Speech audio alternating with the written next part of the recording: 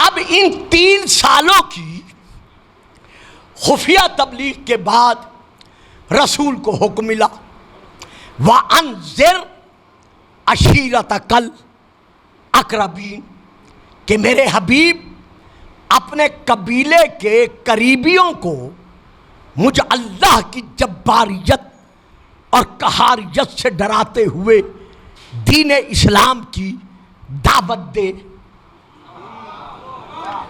اب یہ حکم مل رہا ہے رسول کو کہ اپنے قریبی جو تیرے قبیلے کے ہیں ان کو بلا اور ان کو دین اسلام کی دعوت دے۔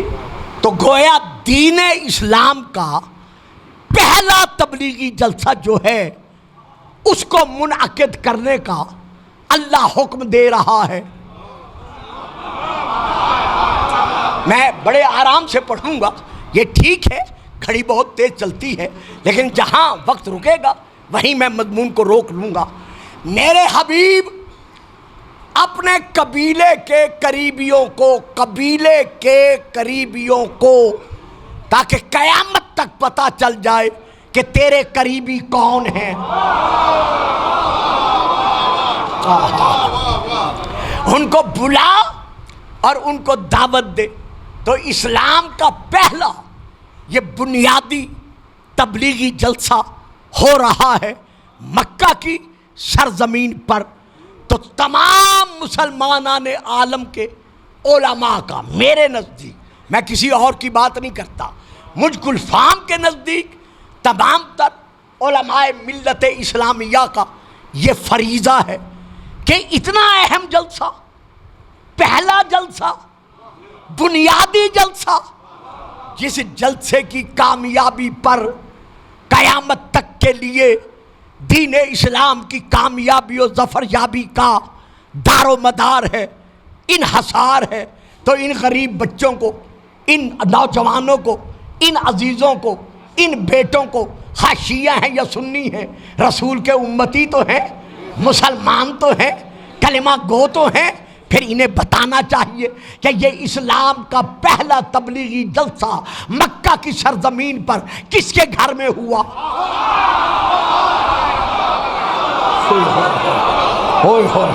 واہ جی واہ، جڑے چپ کر کے بیٹھ جاتے ہو۔ اچھا جی بھائی بتاؤ تو صحیح کہ یہ اسلام کا پہلا بنیادی تبلیغی جلسہ کس کے گھر میں ہوا ہے۔ جب جلسہ اتنا اہم ہے تو جس کے گھر میں ہو رہا ہے، دیکھیں یہاں چلتے چلتے ایک اور بات بھی دیتا چلوں، اسی مکہ کی سرزمین پر بے گھر کا اپنا گھر موجود ہے، لا مکان کا اپنا مکان موجود ہے، دین بھی اللہ کا، گھر بھی اللہ کا، پیغمبر بھی اللہ کا۔ تو میری ناقص عقل کے مطابق یہ جلسہ کہاں ہونا چاہیے؟ بیت اللہ میں، جوف کعبہ میں۔ جب ہے ہی اللہ کا گھر اور دین بھی اللہ کا ہے تو وہی جلسہ منعقد ہونا چاہیے، لیکن کہاں ہوا؟ اب میں یہاں پر شیعہ کتاب کا حوالہ نہیں دے رہا، اہل سنت بھائیوں کی بہت بڑی کتاب کا میں حوالہ دے رہا ہوں، جس نے نوٹ کرنا ہے یا کیسٹ سے لینا ہے لے لیں، بعد میں مجھ سے رجوع کر لیں۔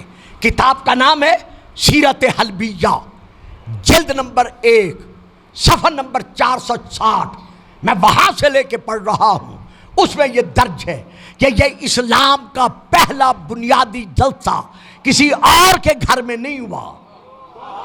پتہ نہیں میں اور میں کیا کہہ گیا۔ دیکھیں یہاں پڑھنے میں، اس مسجد میں پڑھنے میں، لاہور میں پڑھنے میں اور لاہور سے باہر کسی علاقے میں پڑھنے میں ایک زمین آسمان کا فرق ہے میرے نزدیک۔ میں باقیوں کی بات نہیں کرتا، یہاں مجھے ہر بات سے پردہ اٹھانے کی ضرورت نہیں ہے۔ بھائی پہلا جلسہ ہو رہا ہے، کس دوست کے گھر ہوا، کس یار کے گھر ہوا، کس تاجر کے گھر ہوا، کس ساتھی کے گھر ہوا؟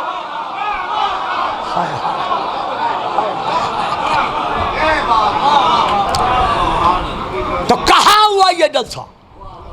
آیا کعبہ میں ہوا تو یہ ہے کتاب جس کا میں نے نام لیا ہے. میں نے شیعہ کتاب کا حوالہ نہیں دیا. اس میں یہ درج ہے کہ اسلام کا پہلا تبلیغی اور بنیادی جلسہ جس گھر میں ہوا ہے وہ کس کا گھر ہے؟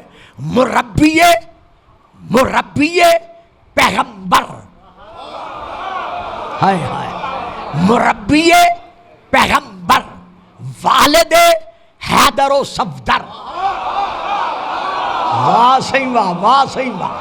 مربی پیغمبر، والد حیدر و صفدر، جد شبیر و شبر، کل ایمان کا ایمان.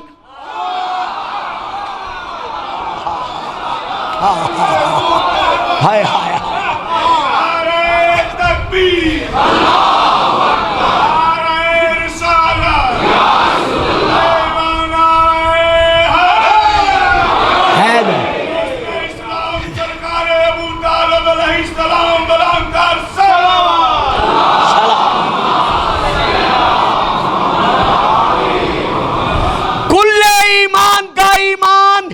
یعنی قرآن کا فرمایا ہوا ابو طالب جیسا حضرت عمران، جس کے گھر میں یہ اسلام کا پہلا تبلیغی جلسہ منعقد ہوا. یا الہ العالمین، یا رب العالمین، گستاخی معاف، چھوٹا منہ اور بڑی بات چونکہ شکل میں نہیں سمایا اسی لیے جسارت کر رہا ہوں. جب تیرا اپنا گھر موجود ہے تو وہاں جلسہ کیوں نہیں کراتا؟ ابو طالب کے گھر میں جلسہ کیوں کرایا جا رہا ہے؟ جواب یقیناً یہی ملے گا کہ گلفام دیکھتا نہیں، وہاں بت بھی ہیں اور بت پرستوں کا آنا جانا بھی ہے. میں نے یہ گوارا نہیں کیا کہ اسلام کے پہلے تبلیغی جلسے پر بتوں کا یا بتگروں کا سایہ پڑے. معلوم ہوا ابو طالب کا وہ گھر ہے جہاں نہ بتوں کا سایہ تھا نہ بت پرستوں کا آنا جانا تھا.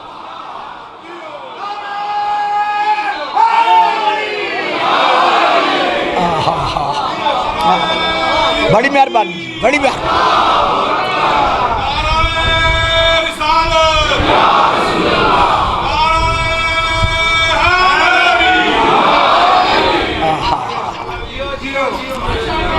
اب چونکہ مجھے سمیٹنا ہے، بہت جلدی کرنی ہے.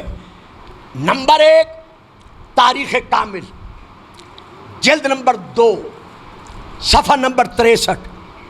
نمبر 2 تاریخ طبری، جلد نمبر 2 عربی میں اتفاقاً، اس کا صفحہ نمبر بھی 63. نمبر 3 تاریخ ابو الفدا، جلد نمبر 1. نمبر 4 کفایت الطالب. نمبر 5 تذکرۃ الخواص، اور باقی بہت ساری کتابیں. میں وقت کتابوں کے نام لینے میں صرف نہیں کرنا چاہتا. اس دعوت کو جو اسلام کی پہلی دعوت ہے، بنیادی دعوت ہے، اسے کہتے ہیں دعوت ذوالعشیرہ. یہ ہے اس دعوت کا نام. اچھا، جب یہ دعوت رسول نے منعقد کرنا چاہی تو اللہ نے حکم دیا رسول کو کہ وَأَنذِرْ عَشِيرَتَكَ الْأَقْرَبِينَ. انذر، تو ڈرا اپنے قبیلے کے اقربین، قریبیوں کو. اب رسول حکم دے رہے ہیں علی کو. صاحب جی ذرا توجہ چاہیے، بس 5-7 منٹ باقی ہیں. یعنی اللہ حکم دے رہا ہے رسول کو کہ تو ڈرا. رسول حکم دے رہا ہے علی کو، اور علی ہے صرف 13 سال کا. ہائے ہائے ہائے، اسی لیے کہہ رہا تھا ذرا توجہ چاہیے. نہیں صاحب دیکھیے، میں شاید حق ادا نہیں کر سکا اسی لیے آپ اکثر خاموش رہ گئے ہیں. اللہ حکم دے رہا ہے رسول کو کہ تو ڈرا قریبیوں کو بلا کر. رسول حکم دے رہے ہیں علی کو اجمع علی بنی عبد المطلب، کہ اے علی میرے لیے عبد المطلب کی اولاد کو جمع کر. اب علی ہے 13 سال کا، بلانا ہے اولاد عبد المطلب کو، جس میں 50 سال کے بھی ہیں، 70 سال کے بھی ہیں، 80 سال کے بھی ہیں، 40 سال کے بھی ہیں۔ ہائے ہائے ہائے ہائے ہائے، کیا کروں؟ یہ تو ایک تسلسل چاہیے اس تقریر کے لیے، مگر یہاں ہو نہیں سکتی۔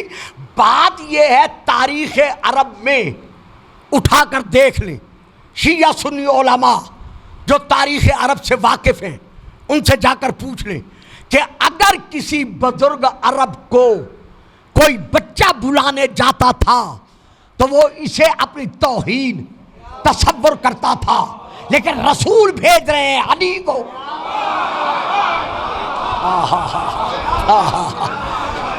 اور علی ہے صرف 13 سال کا، یا رسول اللہ کسی بڑے کو بھیجیں، کسی بزرگ کو بھیجیں، 13 سال کے علی کو بھیج رہے ہیں۔ جواب ملے گا خاموش، اسی علی کے تو انتظار میں تھا، اگر بزرگوں کو بھیجنا ہوتا تو اعلان نبوت پہلے نہ کر دیتا۔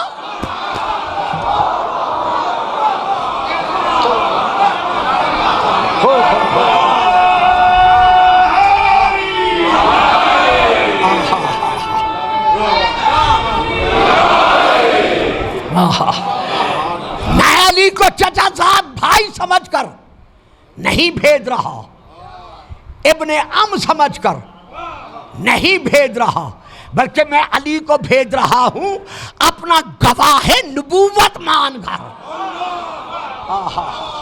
ہائے ہائے، جس طرح ہر نبی کی نبوت کا گواہ میں ہوں، اسی طرح میری نبوت کا گواہ علی ابن ابی طالب ہے۔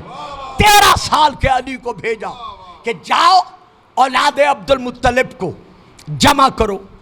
40 افراد کو بلانے کے لیے علی گئے۔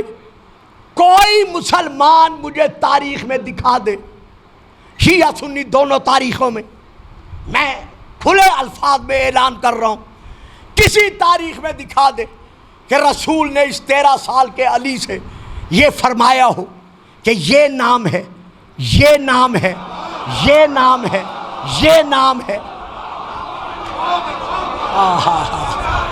یعنی ایک فہرست علی کے ہاتھ میں دی ہو کہ ان ناموں والوں کو اے علی تو نے بلانا ہے۔ یا رسول اللہ، علی پہلے کبھی گیا نہیں، ایسے سلسلوں میں کبھی آگے بڑھا نہیں، علی کا پہلا موقع ہے، بلانے جا رہا ہے، نام تو بتا دیں، کہیں ایسا نہ ہو کسی ایسے کو بلا کے لے آئیں جس کا بلانا ضروری نہ ہو۔ جواب ملتا ہے خاموش، تجھے پتہ نہیں ہے، اگر علی کے اور میرے علم میں فرق ہوتا تو نام بتاتا۔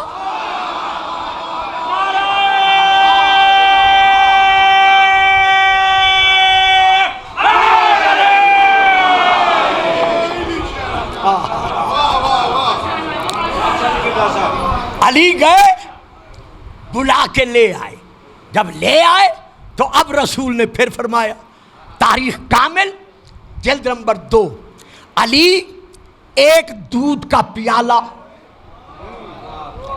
ایک شانہ بکری کے گوشت کا تم تیار کرو اس دعوت کے لیے۔ کہیں ہاں، ایک دودھ کا پیالہ اور ایک بکری کا شانہ، یہ تیار کرو اس دعوت کے لیے، علی تم کرو۔ کہیں تاریخ میں نہیں ہے کہ علی سے کہا ہو کہ علی جاؤ اپنی ماں سیدہ خدیجۃ الکبریٰ کے پاس اور اس سے دراہم و دنانیر لے کر دودھ بھی لے آؤ، گوشت بھی لے آؤ۔ نہیں، کہیں نہیں ہے۔ اچھا، رسول پاک نے خود اپنی جیب سے علی کو کچھ دیا نہیں کہ یہ لو درہم و دنانیر اور دعوت کا انتظام کرو؟ بی بی خدیجہ کے پاس بھیجا نہیں، اپنی جیب سے کچھ دیا نہیں، علی خود کماتا نہیں۔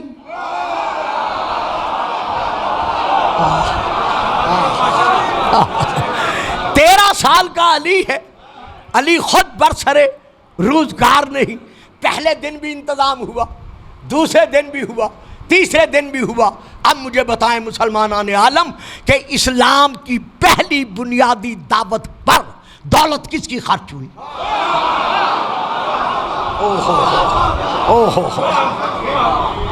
ماننا پڑے گا، گھر بھی ابو طالب کا، کفیل بھی ابو طالب، وکیل بھی ابو طالب، بیٹا بھی ابو طالب کا، اور مال بھی ابو طالب کا خرچ ہو رہا ہے۔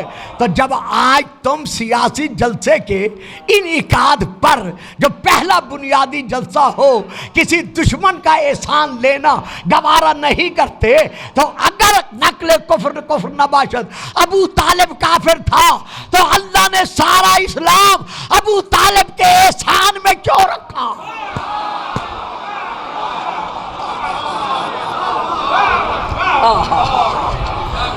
آگے بس جی سمیٹ رہا، آگے کھا پی لیا، رسول نے چاہا کچھ ارشاد فرمائیں، شعلے نے شرارت سے کام لیا، مجمع تتر بتر ہو گیا۔ ابو لہب نے علی سے پھر کہا دوسرے دن، علی جاؤ بلا کے لے آؤ۔ اب علی بلانے گئے، کہیں تاریخ میں دکھا دے کہ کسی عبد المطلبی نے علی سے کہا ہو جا میاں صاحبزادے جا اپنا کام کر، کل بھی خام خواہ میں بلا کے لے گیا تھا، ہمارا وقت ضائع کرنے آ گیا۔ نہ، علی بلا رہا ہے اور وہ علی کے حکم کو نہیں ٹال رہے۔ ماننا پڑے گا کہ یہ جلالت الہیہ کا اثر تھا جو علی کے چہرے سے ظاہر ہو رہا تھا۔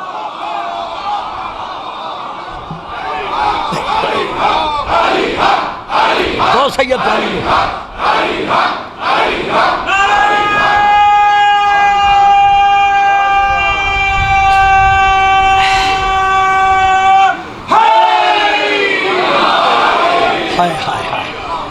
درود پڑھ دیں گے آپ صاحبان، صلوات پڑھ دیں گے۔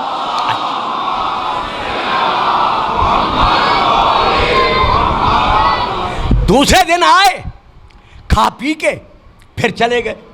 فرمایا تیسرے دن پھر بلا کے لے آؤ، کچھ میں ہے 2 دن، کچھ میں ہے اکثر میں ہے 3 دن۔ علی تیسرے دن بلا کے لے آئے۔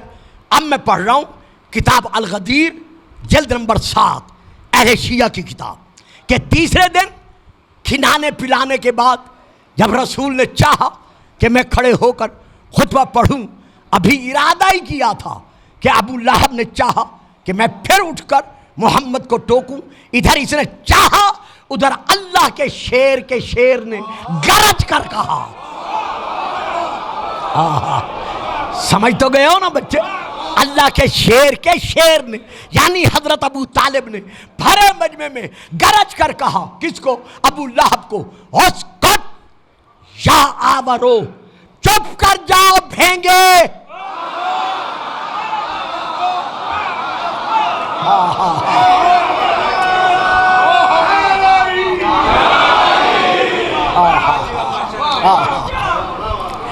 مانتا وہادا، کیا تو جانتا نہیں کہ تیری اوقات کیا ہے اور اس کا مقام کیا ہے؟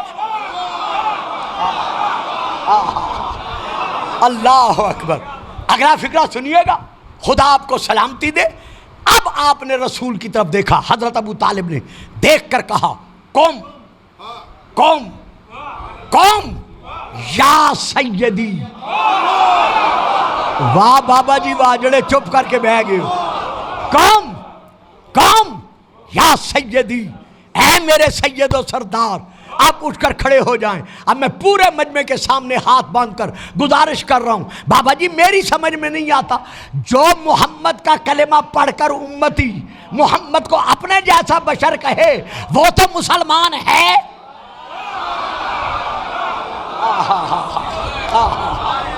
اور جو سید البطحا رسول پاک کو سید و سردار کہہ رہا ہے، اس کے اسلام پر شک، کھڑے ہو جائیں۔ کھڑے ہو کر کیا کرے؟ فَبَلِّغْ رِسَالَةَ رَبِّكَ، اپنے رب کا وہ حکم پہنچا دیں۔ فَبَلِّغْ رِسَالَةَ رَبِّكَ، اپنے رب کا وہ حکم پیغام پہنچا دیں جس کا آپ کو حکم دیا گیا ہے. بس یہاں تقریر روک رہا ہوں چونکہ ماتمی بیٹوں نے ماتم کرنا ہے. انشاءاللہ کل اسے زندگی رہی تو اسی پیرائے میں لے کر آگے بڑھنے کی کوشش کروں گا. فرماتے کیا ہے عرض رسول کے پاک کی بارگاہ میں کیا کہتے ہیں؟ فَبَلِّغْ رِسَالَتَ رَبِّكَ، اپنے رب کے پیغام کو پہنچا دے. کب کہا؟ دعوت ذوالعشیرہ میں کہا. کب کہا؟ مکہ کی سرزمین پر کہا. کیا کہا؟ بلغ رسالت ربک. اب یہاں کون کہہ رہا ہے؟ ابو طالب. آؤ غدیر کے میدان میں دیکھو وہاں اللہ کیا کہہ رہا ہے؟ یا ایھا الرسول بلغ.